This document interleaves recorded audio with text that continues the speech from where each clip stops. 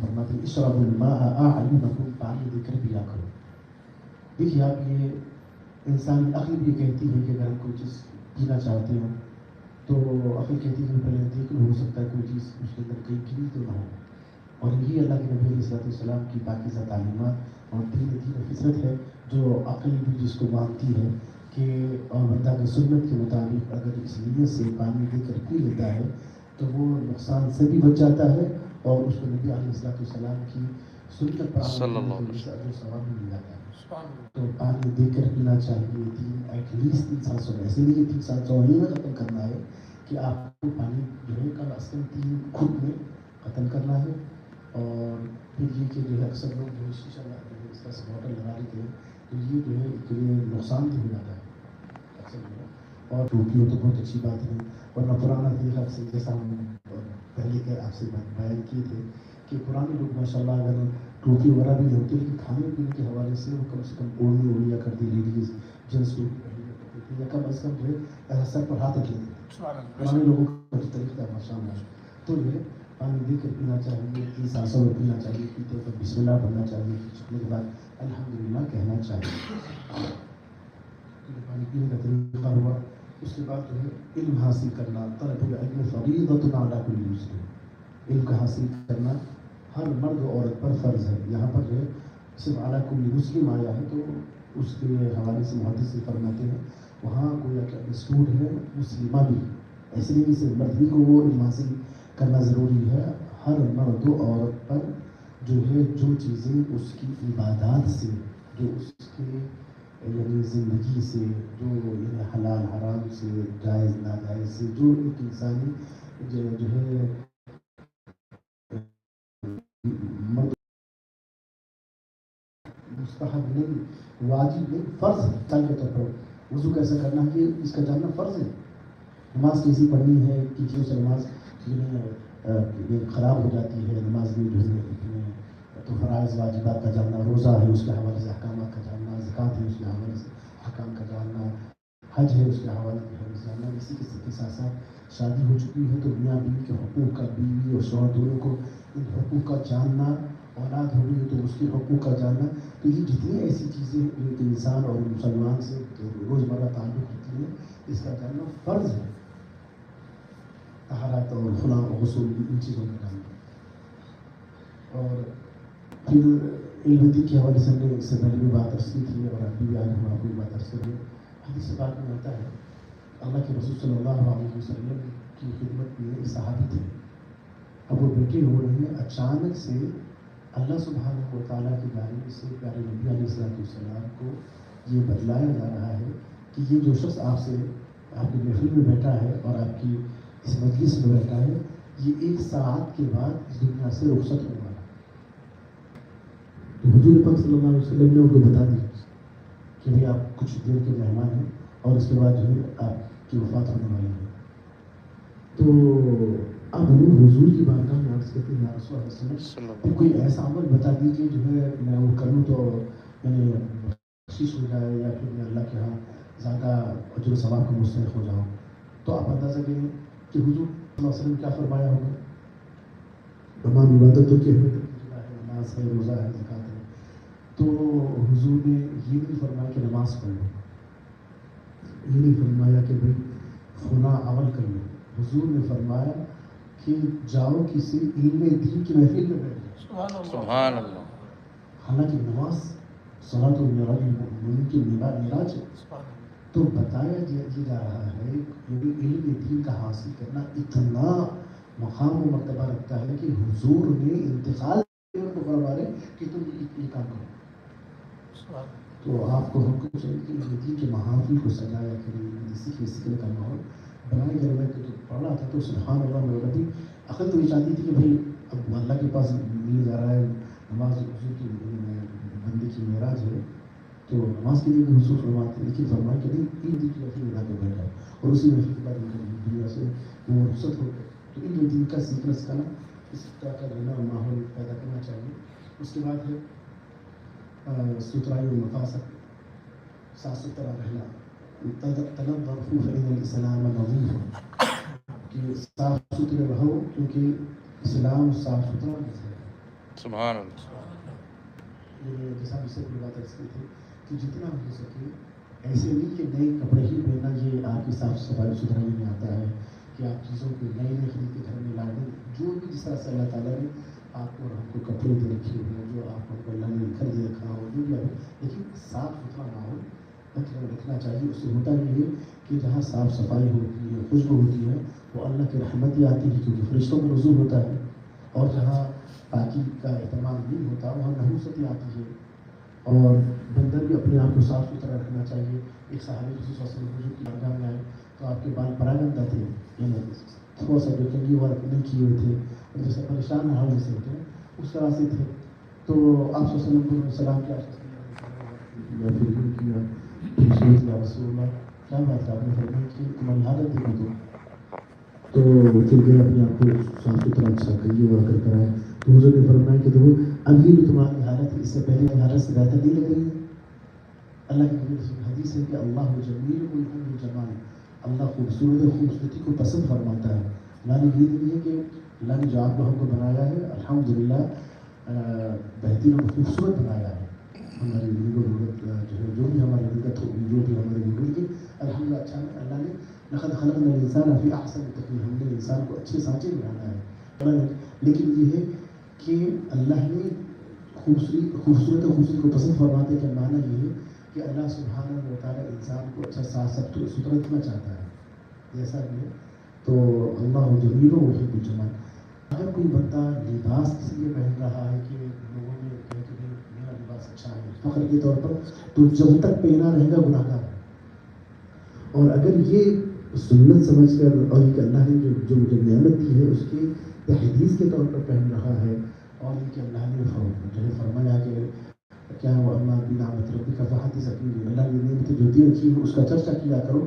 تو وہ ہدیہ مقصود نہ ہو لیکن صاف ستھری کی نیت سے اگر آپ پہنتے ہیں تو پھر یہ پہننا آپ کا اجر و ثواب بھی ہوگا. سبحان اللہ. یا نہ ہو کسی کو گرانا نہ ہو اور غلام شوق نہ ہو, لیکن یہ کہ اللہ نے دے رکھا ہے. جب ہم لوگ اچھے سے اچھا پہننا چاہیے, اور قرآن کریم میں آتے خاص طور پر کب پہننا چاہیے, یا بنی آدم خذوا زینتکم عند کل مسجد. اکثر ہم کیا کرتے ہیں کہ اکثر کی ہم اس کے شامل ہیں کہ اگر محافل میں یا پروگرام میں جاتے ہیں تو اچھے سے اچھے پہنتے ہیں. نمازوں کے حوالے سے جو کپڑے پہن لیتا ہے, تو اس لیے بزرگان یہ فرماتے ہیں کیا ان لباس میں آپ جو ہے دعوت میں جاتے ہیں. اکثر میرے والد مجھے بھی بولتے ہیں کہ بیٹے آپ کے کپڑوں میں دعوت میں جانا پسند کریں نہیں تو اچھی حالت میں پہنتے ہیں. تو جو ہے نا خوشبو لگا کر خود زینتکم عند کل مسجد, قرآن کی آیت ہے. تو جب بھی اللہ کے حضور جائیں تو اچھا اپنے آپ کو معطر کر کر خوشبو لگا کر صاف ستھری حالت میں اللہ کے یہاں آپ اس طرح سے کھڑے ہوں. اور خالی وقتوں میں بھی اس طرح کا اہتمام کرنا چاہیے. اور آپ کے بالخصوص دینی محافل کے اندر اور سیکھنے سکھانے کے حوالے سے اور درس حدیث کے حوالے سے بالخصوص اتفاق سے ہمارے بھی نفل ہے. سیدنا امام مالک رحمۃ اللہ علیہ بہت بڑے محدث, بہت بڑے شیخ, بہت بڑے اللہ والے تھے. اور ادب اس طرح سے تھا پیارے نبی علیہ السلام کے مدینے پاک سے ایسی محبت پوری زندگی آپ نے وہی حق در سے دیا. تو آپ کے پاس حوالے سے آپ کی مبارک زندگی کے حوالے سے آتا ہے کہ جب آپ کے گھر پہ کوئی آتا تو آپ خادم ہوا کرتے تھے, تو آپ نے مقرر کر رکھا تھا کہ کوئی خادم کو کہ اگر کوئی آنے والا ہے اور ہم سے وہ پوچھے, اس سے پوچھ لینا کہ کیوں آئے, اور پھر مجھے آگے خبر دینا. بڑے حدیث بھی تھے, بڑے شہر بھی تھے, بڑے مفتی بھی تھے, بڑے علماء بھی تھے.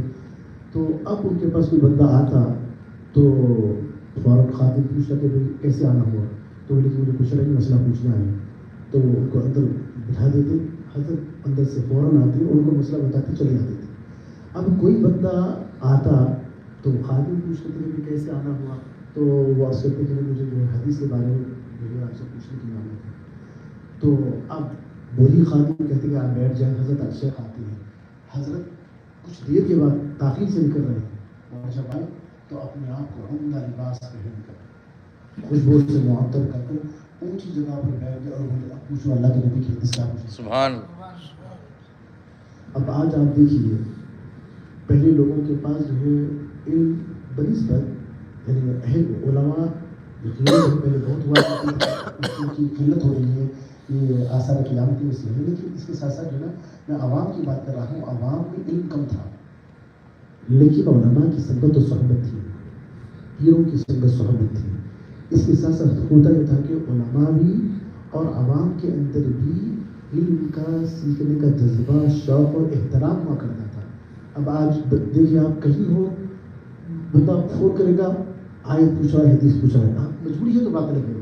میں عرض کر رہا ہوں کہ پہلے جو اہتمام ہوتا تھا اس کے ساتھ ساتھ بھائی چلو مسئلہ پوچھ لو, تو اس میں کیا ہوگا, وہ اہمیت ختم ہوگی. اب یہ حضرت امام مالک رحمۃ اللہ علیہ کا ادب یہ بتا رہا ہے کہ جب قرآن حدیث کا اہتمام کے ساتھ جب آپ سیکھیں گے تو وہ سیکھنے کے حوالے سے جب اتنا کام کریں گے تو وہ سیکھنے کے حوالے سے اجر و ثواب بھی ملے گا, اور جب اہتمام سے کریں گے تو اس کا اثر بھی آپ کے دل پہ ہوگا.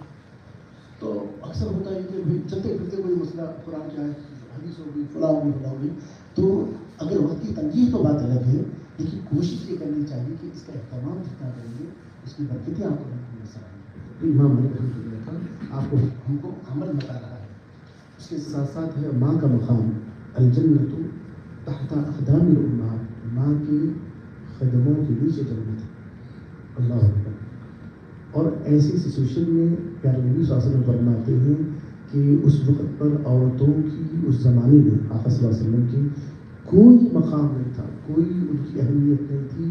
جس طرح سے مال اگر باپ ختم ہو جاتا ہے تو وراثت جس طرح سے تقسیم کی جاتی تھی ماؤں کو تقسیم کیا جاتا تھا. ایسا بدترین ماحول, ایسا بدترین ماحول. اور عورت اگر جو ہے پاکی کی حالت میں نہ ہو تو اس سے بات نہیں کرتی, اس کو الگ سے کمرے میں اس کو گویا کہ قیدی کی طرح بند کر دیتے, اور جانور کو جس طرح سے کھانا پھینکتے اس طرح سے اس کے ساتھ معاملہ کیا جاتا تھا. بہنوں کے ساتھ سلوک, ماں کے ساتھ ایسا ایسا ایسا. تو اور بلکہ جو ہے آپ یہ سب جانتے ہیں کہ بچی پیدا ہو جاتی ہے, وہ بشرا احدهم بالانثى ظل وجهه مسودا وهو كظيم, کہ اگر جو ہے اور بچی کی پیدائش کی خبر بھی سناتے تو کہ چہرے افسوس سے کالے ہو جاتے, وہ زندہ درکور کر دیتے تھے, جس میں جو ہے عورت کا کوئی مقام ہی نہیں تھا. اب اندازہ کریں پیارے نبی صلی اللہ علیہ وسلم ایسے ماحول میں جہاں پر عورت کا کوئی مقام ہی نہیں ہے, جن کو انہیں نحوست سمجھا جا رہا ہے, جن کے لیے صرف ضرورت کا ٹیشو پیپر کا استعمال کیا جا رہا ہے, پیارے نبی صلی اللہ علیہ وسلم نے ایسے لوگوں کو اور ایسے موقع پر فرمایا, لوگوں تم جنت جنت سمجھتے ہو تو جنت تو اللہ نے ماں کے قدموں میں رکھی ہے.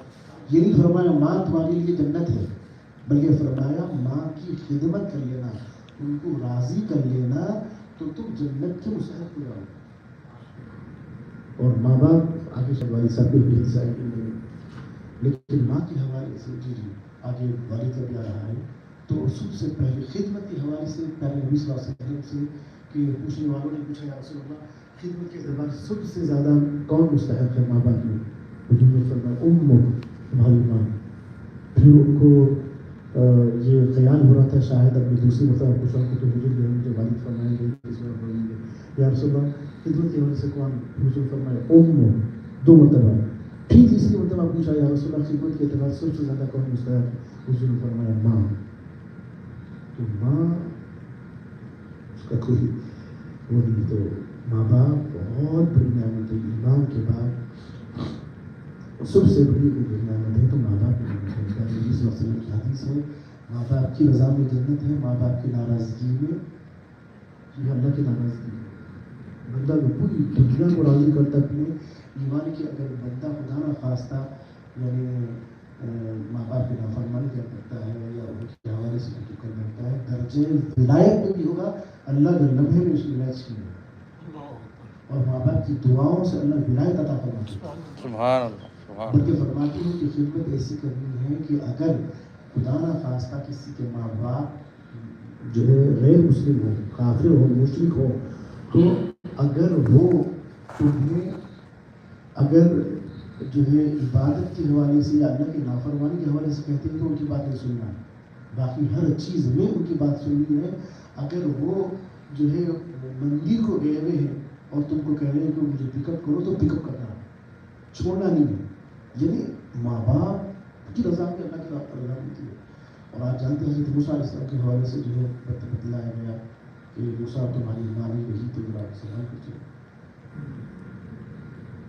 صحابی رسول صلی اللہ علیہ وسلم حضور کے بارگاہ میں آتے ہیں، رسول اللہ صلی اللہ علیہ وسلم میرے والد میرا پورا مال لے چکے، تو ان کا یہ تھا کہ آپ کچھ نصیحت فرمائیے، کچھ بنا فلاں کی حضور نے فرمایا مان کا ابیک، مان کا ابیک، مان تو آ کر یہ کہتا ہے کہ تیرے والد نے تیرا مال لے لیا، فرمایا تو اور تیرا مال تیرے باپ کا، پرمیشن کی ضرورت ہی نہیں ہے، پرمیشن کی ضرورت ہی نہیں ہے. تو جو ہے ماں باپ جو کہتے ہیں بس وہی آپ کے لیے دینا. ہاں اگر کوئی اسی بات ہو سکتا ہے کو اس دنیا میں رہتے ہیں کہ دنیا کو تجربات نہ ہو تو دائرۂ ادب میں رہ کر آپ لوگوں کو گزارش کر سکتے ہیں، حکم نہیں. وقضى ربك ألا تعبدوا إلا إياه وبالوالدين إحسانا. یہاں اس آیت میں غور فرمائیے وقضى ربك، اللہ نے فیصلہ فرما دیا ألا تعبدوا إلا إياه، سوائے اس کی کسی کی عبادت نہ ہو. پھر اس کے بعد کیا حکم ہو رہا ہے؟ کوئی اور نہیں، فوراً فرمائے وبالوالدین احسانا، والدین کے ساتھ احسان سلوک. اتنا کافی تھا نا.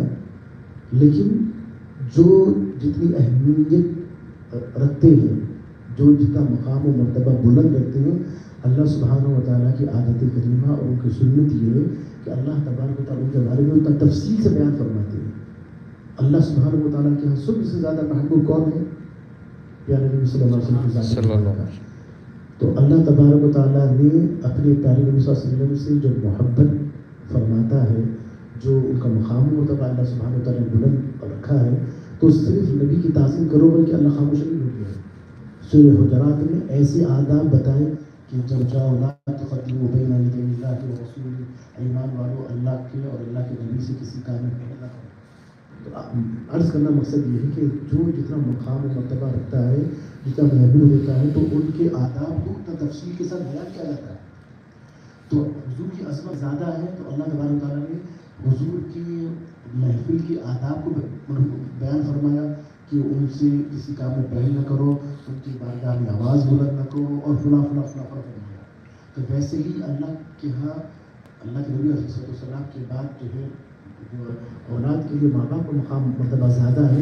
تو اللہ نے اس آیت میں صرف جو ہے ان کے ساتھ حسن سلوک کا حکم دے کر خاموش نہیں ہو گیا، بلکہ آگے فرمایا اِمَّا يَبْلُغَنَّ عِندَكَ الْكِبَرَ أَحَدُهُمَا أَوْ كِلَاهُمَا، وہ دونوں یا ان میں دونوں میں سے کوئی ایک اگر بڑھاپے کو پہنچ جائے، تو اسپیشلی بڑھاپے کا ذکر کیوں فرمایا؟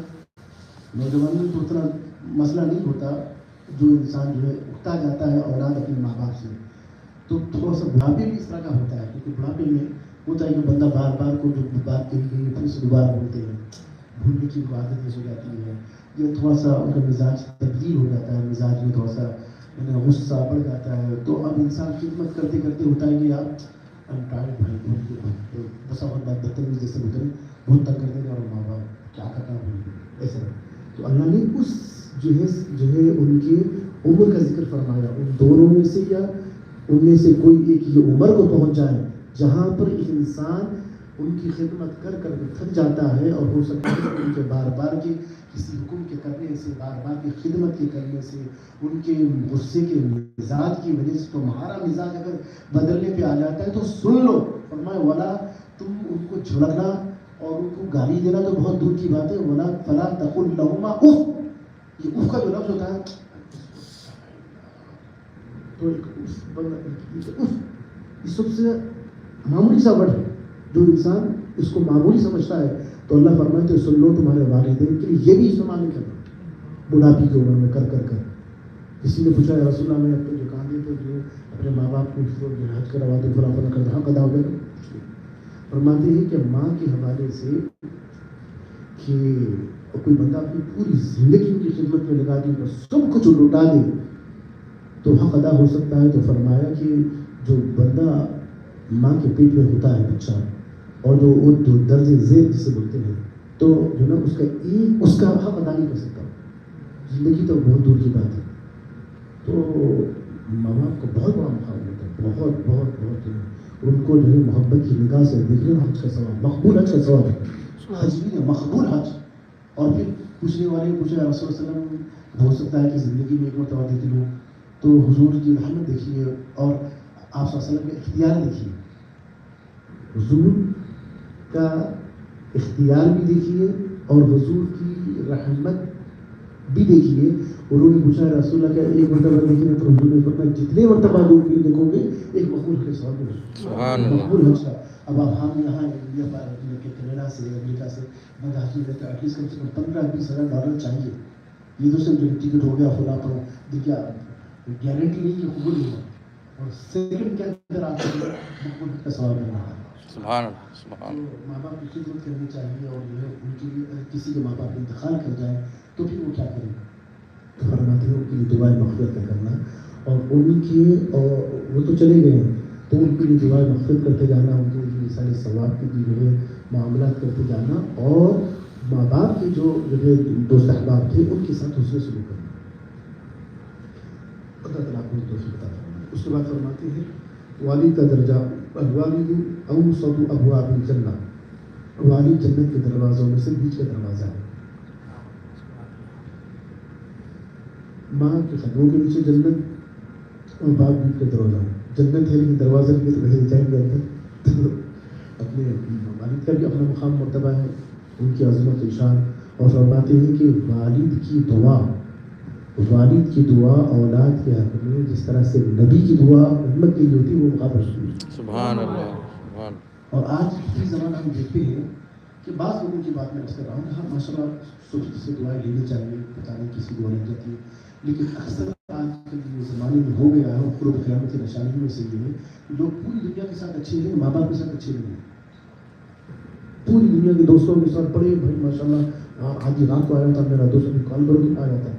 ماں باپ ارے بھائی پیر کی دعا بھی بعد میں ہے, پہلے جو ہے ماں باپ کی دعا ہے. پیر کی دعا بھی بعد میں ہے, پہلے ماں باپ کی دعا. ماں باپ کی خدمت کرنا, ماں باپ کی دعا لینا اور ان کی دعائیں انسان کو لینا. اگر آپ کو اکثر لوگ ان سے ان کی دعاؤں سے دنیا کی منزل آخر بھی مل جاتی ہے, آخر تو لگتی ہے, لیکن اگر کسی کی دنیا اگر جو ہے نہ بھی بنے دنیا کی اس کے جو اللہ کے یہاں بچر کے پرابلم جو ہے وہ نہیں ہے. لیکن مین یہ کہ اگر جو بندہ ماں باپ کی خدمت کرتا ہے نا ان کی دعا لیتا ہے تو میرا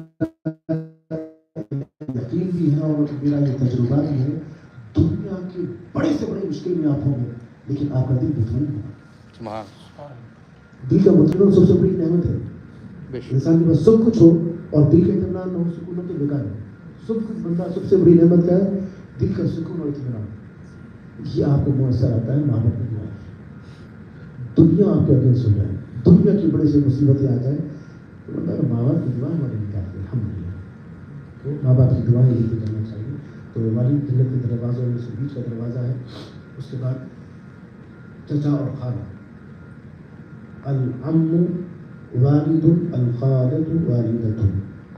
چچا باپ کا مرتبہ کے برابر ہے اور خالہ ماں کا مرتبہ رکھتی ہے. چچا والد کا مقام اور خالہ ماں کا مقام. ہم اتفاق سے جو ہے ڈگری کالج میں جو ہے پڑھایا کرتے تھے تو اتفاق سے جو نا بچوں کی جو کالج کے بچے ہوتے ہیں مزاج ان کا جو ہوتا ہے تو بچیاں بچے وہ جیسے حدیث پڑھنے کے ساتھ جو آپس میں جو ہے باتیں کرنا شروع کریں تو ہم کیا ہوں تو اگر سر اگر آپ شاہ سر اگر پرمیشن دی تو ہم کوشچن کریں تو پوچھ کیا پوچھنا ہے. لیکن اکثر فیملیز میں جو ہے نا خاندانوں میں خالہ اور چچے بڑا مسئلہ کر دیتے ہیں. ان کا اپنا تجربہ ہے لیکن اکثر مسائل جو ہے نا خاندانوں میں جو ہے جو تباہیاں سمجھی یا رشتوں کے اندر جو ہے دلاویں زیادہ جو ہے پھوپھو خالی زیادہ اس کے اندر بعض جگہوں کے اندر جو ہے کام ہوتا ہے چچا تائیں جو ہے معاملہ خراب کر دیتے ہیں. تو دیکھیے کہ تو میں نے بولا کہ دیکھو بابا اللہ کے نبی علیہ السلام کا جو ارشاد ہوتا ہے بڑا جامع ہوتا ہے, اس کے پیچھے حکمتیں ہوتی ہے. تو ہم کو بحیثیت چچا اور خالہ کا عزت کرنی ہے. یہ باپ کا مرتبہ رکھتے ہیں. اب جب ہم کر رہے ہیں ان کو بھی سوچنا چاہیے اللہ کے نبی نے ہم کو باپ کا درجہ دے رہے ہیں. اگر ہم چچا ہے تایا ہے تو اللہ کے نبی ہم کو باپ کا مرتبہ دے رہے ہیں اور خالہ کو پھوپھی کو سوچنا چاہیے کہ اللہ کے نبی ہم کو ماں کا درجہ دے رہے ہیں تو ہم کو بھی وصول کرنا چاہیے. کیونکہ ہمارے یہاں جو ہے اسلام میں بیلنسی ہے. ایسے نبی مثال کے طور پر ایک ہے کہ مانگنے والے کی آپ مدد کرنا، آپ کا ہمارا حق ہے، لیکن اس کے ساتھ ساتھ یہ جگہ فرمایا کہ بندہ اگر جو ہے یہ بغیر محنت کرے کہ مانگنے کا عادی اگر ہو جاتا ہے تو اس کے لیے بھی وہی دانی ہے. تو یہاں مانگنے جس کے پاس مال ہے اس کو ترغیب دے کے تو ان کو چند مدد کرنی چاہیے، اور ایک جو نہیں کر کر عادت بنا لیتا ہے اور مانگتے پھرتا ہے تو اس کے لیے وہی دانی ہے. تو ویسے ہی یہاں پر بھی بیلنسنگ ہے کہ جہاں جو ہے بھتیجوں کے لیے بھانجوں کے لیے حکم یہ ہے کہ بھئی اپنے چاچا کو تم باپ کی طرح سمجھو اور خالہ کو تم اپنے جو ہے ماں کے جو ہے مرتبے میں سمجھو، تو وہاں پر ان کا بھی کام یہ ہے کہ یہ سمجھا کریں کہ ہمارا مرتبہ اللہ کے نزدیک ہے، ہم کو ایسا سلوک کرنا چاہیے تو وہ والا سلوک نہیں چیک کرنا چاہیے کہ ان کے لیے تکلیف دہ ہو. پڑوسی کا حق انجام حق اللہ کے نبی علیہ الصلوۃ والسلام فرماتے ہیں پڑوسی کا بھی حق ہے، اور یہاں پر قید نہیں ہے کہ پڑوسی مسلمان ہو. ایسا مطلب نہیں مسلمان نہیں، یہودی بھی ہوگا، کافر بھی ہوگا، مشرک بھی ہوگا، تو پڑوسی کا حق ہے. اور یہاں تک تو فرماتے ہیں کہ اگر جیسا کہ مشہور حدیث آپ ہم اس کو سنتے آتے ہیں کہ اگر جو ہے کچھ ہم نے سالن بنایا ہے تو فرماتے ہیں کہ اس میں تھوڑا سا پانی ملا دو تاکہ تو پڑوسی بھی دے. اچھا یعنی ماشاء اللہ آپ بھی تجربہ کیے ہوں گے کہ بعض چیزیں آپ کے ہمارے ساتھ ہوتی ہے، لیکن میں تھوڑا سا اور دیکھیں اس کو وہ کر رہا ہوں جیسے آپ بلڈنگ میں ہیں تو ہوتا بھی ہے کہ آپ کے ہمارے رشتے دار دوست احباب تو باتیں میں آئیں گے. تو اللہ کے نبی جو حدیث ہے نا سبحان اللہ، اس کی پیچھے حکمت آپ دیکھیں کہ اگر آپ کا پڑوسی اچھا ہوگا تو پھر آدھی رات کو آپ کے لیے جو ہے اس کی ضرورت پڑی تو فوراً حاضر ہوگا. جو سلوک کرنے کی وجہ سے اگر آپ اس کے ساتھ جو ہے اینٹی بنے ہوئے کچھ نہیں کریں گے تو آپ کو فلٹ نہیں دیکھے گا. تو حکمت یہ ہے کہ رشتے دار بعد میں آئیں گے، دوست احباب بعد میں آئیں گے، پڑوسی کے ساتھ اگر آپ اچھے رہیں گے تو آدھی رات کو آپ کے لیے فوراً مل کے لیے آئے. اور پھر یہ کہ جو ہے بڑے حقوق ہیں. اللہ کے نبی علیہ السلام فرماتے ہیں کہ پڑوسی کے بارے میں اللہ کے نبی نے اتنا ہم کو بتلایا، اتنا جو ان کے حق بتایا کہ ہمیں اس بات کا خدشہ ہونے لگا کہ کہیں وراثت میں ان کا نام شامل کر دیں. اللہ اکبر. اللہ. اب آپ دیکھیں آپ ہم یہاں بالکل ایسے پڑوسی یہاں ان کے لیے بن جائیں گے تو سبحان اللہ یہ تو ہمارے لیے بہت بڑی سعادت یہ بھی کہ وہ ہو سکتا ہے کہ ہمارے اخلاق کو دیکھ کے ایمان بھی لائیں. پڑوسی کے ساتھ ایسے سلو. اور اکثر لوگ دیکھتے ہیں کہ بڑے سے پیارے نبی صلی اللہ علیہ وسلم فرماتے ہیں کہ اکثر لوگوں کو عذاب جو ہے پڑوسیوں کے ساتھ اچھا نہ ہونے کی وجہ سے. بڑے بڑے سلما فلاں فلاں اچھے دن آدمی ہے لیکن پڑوسی کے ساتھ اچھے نہیں ہیں خلاف. تو بلکہ اس ملک میں تو آپ کے ہمارے جو ہے نا سلوک ہر ایک کے ساتھ اچھے ہونے چاہیے، ہر ایک کے ساتھ اچھے ہونے چاہیے. کیونکہ یہ لوگ آبزرو کرتے ہیں آفس کے اندر ہو جائے، باہر ہو جائے، فلاں ہو جائے، پڑوسی کے حوالے سے ہو جائے، جتنا جو کیونکہ بھائی یہ تو نہ سنگی کو دیکھے، نہ حضور کو دیکھے، نہ صحابہ کو دیکھے، نہ اولیاء کو دیکھے، نہ مسلمانوں کو دیکھے. میں جو کروں گا وہی اسلام سمجھے گا، آپ جو کریں وہی اسلام سمجھے گا. تو ہم کو جو ہے نا یہ ان کے ساتھ اچھا سلوک کرنا چاہیے اور تکلیف نہیں دینی چاہیے. بڑوں کا ادب انشاءاللہ کی صورت جو حدیث سے ختم ہوگی انشاءاللہ. بڑوں کا ادب من لم يرحم صغيرنا ولم يرحم كبيرنا ليس منا. آخر دو جہاں صلی اللہ علیہ وسلم فرماتے ہیں جو بڑوں کی عزت نہیں کرتا وہ ہم میں سے نہیں. عمر کے اعتبار سے، علم کے اعتبار سے، نسبت کے اعتبار سے، مقام مرتبے کے اعتبار سے تو حضور کیا فرمائے وہ ہم میں سے نہیں ہے، ہم میں سے نہیں ہے. یعنی ہم میں سے یعنی وہ گویا کہ مسلمانوں کی کیٹیگری میں سے نہیں ہو، یعنی مسلمان ایسا نہیں کر سکتا. تو حضور فرمائے کہ جو بڑوں کی عزت نہیں کرتا وہ ہم میں سے نہیں ہے. بڑوں سے اگر کچھ بات معاملات ہو جاتے ہیں دائرے ادب میں رہ کر احترام کے ساتھ گزارشات کر کے جو ہے پلائٹلی انداز میں آپ اپنی گزارشات ان سے پیش کر سکتے ہیں. اور ایک اور ایک حدیث جو یہاں پر نہیں ہے لیکن وہ وہاں پر جو ہے نا چھوٹوں کا بھی آیا ہے کہ ہم صغیرنا ولم یعقل کبیرنا لیس منا کما قال صلی اللہ علیہ وسلم. حضور فرماتے جو چھوٹوں پر شفقت نہیں کرتا اور بڑوں کا احترام نہیں کرتا وہ ہم میں سے.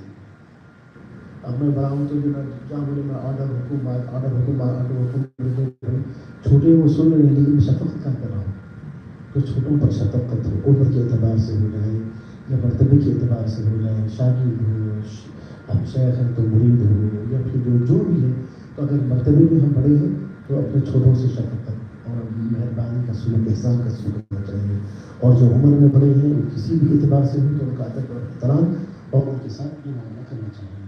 المسلم اخو المسلم، ایک مسلمان دوسرے مسلمان کا بھائی ہے. اب دنیا میں جتنے رشتے ہیں، ماں باپ کا رشتہ، بھائی بہنوں کا رشتہ، خالہ کا، پھوپھوں کا اور کزنس کا، فلاں فلاں، یہ رشتے ہم دنیا میں پیدا ہونے کے بعد بنے ہیں اور یہ بلڈ ریلیشن کی بنیاد پر بنے ہیں.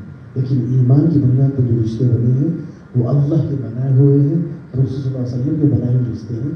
یہ ایمان والا رشتہ جو المسلم اور مسلم جو ہے نا، یہ اللہ کا بنایا ہوا رشتہ ہے اور اللہ کے نبی صلی اللہ علیہ وسلم کا بنایا ہوا رشتہ ہے. یہ جتنے رشتے ہیں یہ دنیا کے اندر ہیں، لیکن یہ والے جو رشتے ہیں اس دنیا میں بھی اور آخرت میں بھی. لوگوں کے ماں باپ کے حوالے سے وہاں پر بھی پوچھا جائے گا، وہاں پر بھی جو ہمارے ان کے حوالے سے ماں باپ کی دعائیں، ماں باپ کی جو رسپانسبلٹی. لیکن جو عقل مسلم کا جو رشتہ ہے اسی بنیاد پر تو جو ہے ہمارا یہ عقیدہ ہے کہ جو ہے نبی علیہ الصلوۃ والسلام ہے، اہل بیت اطہار ہیں، صحابہ ہیں، حفاظ ہیں، قراء ہیں، شہید ہیں. اور یہ آپ کو ہم کو جو ہے نا کسی کے اگر بچے جو ہے ماں کے پیٹ میں انتقال کر جاتے ہیں تو وہ بھی جو ہے اپنے ماں باپ کا ہاتھ پکڑ کر جو ہے اللہ کے حضور اور اس کے نبی کو بخش دیں. تو یہ تو رشتے اپنی جگہ ہے. لیکن اب جو ہے جو ایک مسلمان دوسرے مسلمان کا جو بھائی ہے وہاں پر جو آپ کے لیے ہماری اس کے لیے سفارشات اور شفاعت کریں گے یہ اللہ اس کے رسول کے بنائے ہوئے رشتے کی بنیاد کرتے ہیں. تو المسلم اخو المسلم، تو مسلمان کا بھائی. اور بہت سارے اس طرح کی حدیث ہیں کہ ایک مسلمان کا دوسرے مسلمان کے حوالے سے جو ہے نا کہ اس کا خود پر حرام ہے، اس کی عزت پر حرام ہے اور فلاں اس پر حرام ہے، یہ تو اس کو ذہن میں رکھنا چاہیے. تو جس طرح سے اور پیارے نبی صلی اللہ علیہ وسلم اکثر آپ یہ پڑھتے اور سنتے ہیں وہ کیا ہے کہ حضور فرماتے ہیں المسلم من سلم المسلمون من لسانه ويده. مسلمان تو وہی ہے اس کے ہاتھ اور اس کی زبان سے دوسرا مسلمان محفوظ. یہی چھوٹی چھوٹی حدیث ہے، لیکن اگر بندہ اس ایک حدیث پر عمل کر لے گا تو سبحان اللہ اس کی پورا گویا کہ اسلام کو سمجھنے پر عمل کر رہا ہے. اس کے ہاتھ سے اس کی زبان سے دوسرا مسلمان محفوظ رہے. اور پھر اس کے ساتھ ساتھ اللہ کے نبی صلی اللہ علیہ وسلم کی حدیث ہے کہ لا یؤمن احدکم حتی یحب لأخیہ ما یحب لنفسہ. سبحان اللہ، کیا پیارے آقا صلی اللہ علیہ وسلم کے پیارے اقوال ہیں. فرماتے ہیں کہ تم میں سے جب تک کوئی مومن نہیں ہو سکتا جب تک کہ اپنے مسلمان بھائی کے لیے وہی پسند کر جو اپنے کی پسند کرتے ہیں. ہم اپنے یہ چاہتے کہ بھی ہماری روز بروز ترقی ہوتے جائے، ہم بھی جماعتدار بن جائیں، ہماری بھی عزت ہو جائے، ہمارا بھی جو ہے ہم سوسائٹی میں اچھے جو کہنا مل جائے. فلاں فلاں فلاں جو انسان اپنے کے چاہتا ہے وہی اپنے مسلمان بھائی کے لیے چاہے گا، تبھی مسلمان بنیں گے، تبھی مومن بنیں گے. ورنہ مجھے فرماتے ہیں لا یؤمن، مومن ہو ہی نہیں سکتے. اب اپنے آپ کو کتنا خوفی ہے اور فلاں اچھا سمجھنا جو خوفی ہے، حضور تو فرمائے وہ مومن کی کیٹیگری میں ہی. جب انشاءاللہ یہ ماحول آپ کے ہمارے اور ہمارا ایمان اور عقیدہ اور یقین اس طرح سے احادیث پاک میں بن جائے گا اور پھر عمل کی ہم کوششیں کریں گے، پھر ہمارے گھر والوں کی تربیت اس طرح سے ہم کریں گے، کمیونٹی کی اس طرح سے کریں گے، تو پھر کمیونٹی کے اندر سے جو ہے نا ہر طرح کی جتنی جو ہے خلش ہے، جتنی جو ہے دوریاں ہیں وہ محبتوں میں بدل جائیں گی، دوریاں قربتوں میں بدل جائیں گی، نفرتیں محبتوں میں بدل جائیں گی. تو یہ آپس میں شیر و شکر ہو جائیں گے. دیکھیے یہ پیارے نبی صلی اللہ علیہ وسلم کی پیاری تعلیمات، میں صرف مثال سمجھا رہا ہوں، مجھے کوئی نہیں آپ کوئی اور جگہ نہ چلے جائیں، میں صرف مثال سمجھا رہا ہوں کہ سب سے زیادہ قوموں میں سب سے پیارے نبی صلی اللہ علیہ وسلم کی تشریف آوری سے پہلے سب سے زیادہ اگر قوموں میں سب سے بدترین قوم تھی تو یہ تھی عرب لوگ تھے. حضور کی آمد سے پہلے صلی اللہ علیہ وسلم اخلاقی اعتبار سے بتا رہا ہوں میں آپ کو، اخلاقی اعتبار سے اور خلا کے جنگجو تھے اور بات تھی لیگ تباہ لینا ساروں جو ہے نا خون غارگی چل رہی ہے، بدلا بدلا بدلا بدلا. تو اس طرح کے بد اخلاق قوم کے اندر پیارے نبی صلی اللہ علیہ وسلم تشریف لائے. کائنات میں سب سے زیادہ اخلاق والی ذاتی گرامی، سب سے زیادہ رحمت والی ذاتی گرامی، سب سے جو ہے ظالم لوگوں کے اندر تشریف لائے. بات کریں گی ایسے ایسے ایسے. اب ایسے لوگ جو ایسے ایسے ایسے ہیں پیارے نبی صلی اللہ علیہ وسلم کا کلمہ پڑھ لیجیے، حضور کے غلام ہو گئے، تو پھر ایسے شیر و شکر ہو گئے کہ ہجرت سے کر جو ہے اللہ کے نبی صلی اللہ علیہ وسلم مکی سے مدینہ کو آتے فرماتے کہ یہ تمہارے مہاجر بھائی ہیں، تم انصار بن جاؤ۔ کائنات کے اندر سیدنا آدم علیہ السلام سے لے کر پیارے نبی علیہ السلام تو قیامت تک کوئی ایسی انسان نہیں سکتا جو صحابہ کر کے بتائے۔ پہلے ایسے تھے، کلمہ پڑھ لی، یعنی زمین آسمان کا فرق آ گیا۔ جو پانی پلانے پر جانوروں کو جو ہے ساروں قتل کر رہے ہیں، یعنی دو قومی آئی، وہ قبیلہ آیا، وہ قبیلہ آیا، وہ قبیلہ بڑھا کہ بھائی میں پہلے پانی پلاؤں گا، میں پہلے آیا، اس کو خود کے لیے نہیں، جانور کے۔ تو اتنی ایگو تھی کہ بھائی میں I'm the super, I'm the best, فلاں فلاں، تو میرے جانور پہلے پانی پیتے، تمہارے جانور کیسے پیتے؟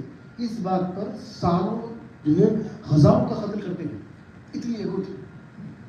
اور جب پیارے نبی صلی اللہ علیہ وسلم کا کلمہ پڑھ لیے، ایسے شیر و شکر ہو گئے کہ جب جانور کے پلانے پر جو ہے ایک دوسرے کو قتل کر لیا زمانے تک، اب وہ جو ہے زخموں سے چور ہے، زخموں سے چور ہے۔ ایک پانی کا خطرہ ان کی زندگی کو بچا سکتا ہے۔ تو کہتے ہیں کہ العطش جو ہے پیاسا ہوں تو پانی دو، پانی دو، پانی کے منہ کے قریب لایا جا رہا ہے۔ دوسرا بھائی بھی جو جب میں زخمی تھا اس نے کہا کہ میں بھی پیاسا ہوں، تو خدا را مجھے بھی پلا دو۔ یہ کہتا ہے کہ لگتا ہے میرا بھائی مجھ سے زیادہ پیاسا ہے، اس کے پانی پلا دو، اور یہ شہید ہو گئے۔ اس طرح سے تعداد شہید ہوگی کہ میرا بھائی مجھ سے زیادہ پیاسا ہے، جو جانور کو قتل کرے۔ تو یہ ہوتا ہے سچی عقیدہ، سچی محبت حضور سے، مزاج کو بدل دینا۔ جہاں انسان کہتا ہے اپنی آنکھیں نہیں، حضور کے آفرمان میں بات کرتا، آقا صلی اللہ علیہ وسلم کا حکم نے بات ختم۔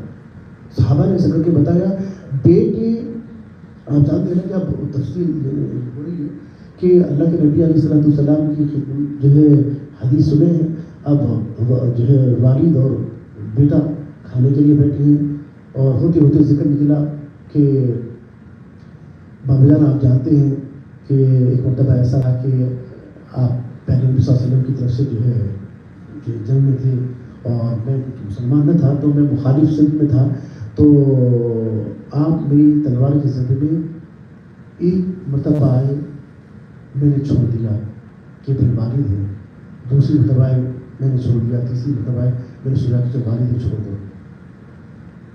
تو اب والد کہتے ہیں کہ بیٹا قسم خدا کی اس وقت تو ایک مرتبہ میری تلوار کے نیچے آتا تو میں تیرا قتل کر دیتا۔ یہ نہیں دکھتا کہ میرا بیٹا، دکھتا کہ محمد رسول اللہ کا دشمن ہے۔ یہ صحابہ نے، اور ایک صحابی رسول صلی اللہ علیہ وسلم اپنے بیٹے کے ساتھ بیٹھے کھانے کھا رہے تھے، تو اتفاق سے حضور کی حدیث آئی، حضور کی حدیث آئی تو ایسا نہیں تھا کہ وہ بھائی صحابہ سے زیادہ حضور کا ادب کرنے والے، احترام کرنے والے کائنات میں کوئی نہیں۔ اب بتانا مقصد یہ ہے کہ جہاں پر انسان جو آپ کا ہمارا ہوتا ہے نا، بعض ایسے کام جو آنے والے لوگوں کے حوالے سے ہو جاتے ہیں، کچھ کام اللہ تبارک تعالیٰ ان کے ذریعے سے وہ ہو جاتے ہیں، تو ہمارے لیے اس کے اندر لیسن ہوتا ہے۔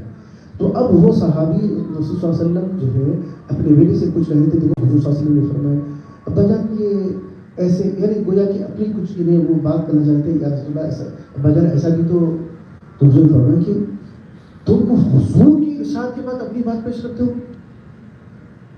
ادب دیکھو، ان کی تعظیم دیکھو۔ تو اس طرح سے جو ہے نا حضور کی محبت یہ اثر ہے کہ نو ڈاؤٹ کہ الحمدللہ ہم نعت پڑھتے ہیں، سلام پڑھتے ہیں، اور الحمدللہ اللہ کرے کہ جب تک ہم زندہ رہیں ہم پڑھتے رہیں، پڑھاتے رہیں، ہمارا آخری کلمہ بھی لا الہ الا محمد رسول اللہ رہے، ہمارا جو ہے آقا کا دیدار ہو، کہ جو نام ہماری زبان پر نعت نبی ہو، قبر کے اندر بھی اللہ کرے کہ جو ہے ہماری زبان پر حشر میں بھی جو ہے جیسا کہ ہم کلام پڑھتے ہیں ہم صبح پیش خدا ہم روبرو، تو ہمارا اس محبت اللہ کے لیے ہو جائے۔ لیکن ہم کو جو نا اپنے اعمال کے ذریعے سے پیش کرنا ہے۔ صحابہ نے اعمال کے ذریعے سے پیش کر کے بتایا ہے، ان کے عمل کو دیکھ کر لوگوں نے پوچھا کہ تم لوگ کون؟ تو اس طرح سے جو ہے تو کہتے ہیں کہ ہم محمد رسول اللہ کے غلام ہیں، ان کا کلمہ پڑھنے والے ہیں۔ تو ان کے ایکشن نے لوگوں کو سوال کرنے پر مجبور کر دیا کہ یہ دیوانگی اور یہ تمہارے اندر یہ جو عشق و محبت یہ کس کا ہے، آخر تم کس کے دیوانے ہو؟ تو تب پہلے جو محمد رسول اللہ کے کلمہ پڑھنے والے ہیں۔ تو اللہ سبحانہ و تعالیٰ آپ نے ہمارے کہنے سنے کو قبول فرمائے، کہ جو کچھ پڑھا گیا ہے اللہ اس کو قبول فرمائے، جو خطا ہوئی اس کو درگزر فرمائے، عمل کی اور اخلاص کی توفیق عطا فرمائے، اس پر بھی عمل کریں، دوسروں تک بھی پہنچائیں۔ اللہ تعالیٰ آپ کی ہماری اس حدیثوں کی برکت سے جو پیارے نبی صلی اللہ علیہ وسلم نے فرمایا کہ حدیث کے پہنچانا، حدیث کا پڑھانا اور حدیث کا دوسروں تک پہنچانے والی کو اللہ دنیا میں سرخرو فرمائے اور اس کو جو ہے اس کا چہرہ جو ہے اللہ جو ہے منور فرمائے، اس کو اللہ تعالیٰ آپ کو اس پہلے کو شامل فرمائے. سبحان اللہ وبحمدہ، سبحان اللہ وبحمدہ، نشهد ان لا اله الا انت نستغفرك ونتوب الیک. کچھ سوالات ہے کہ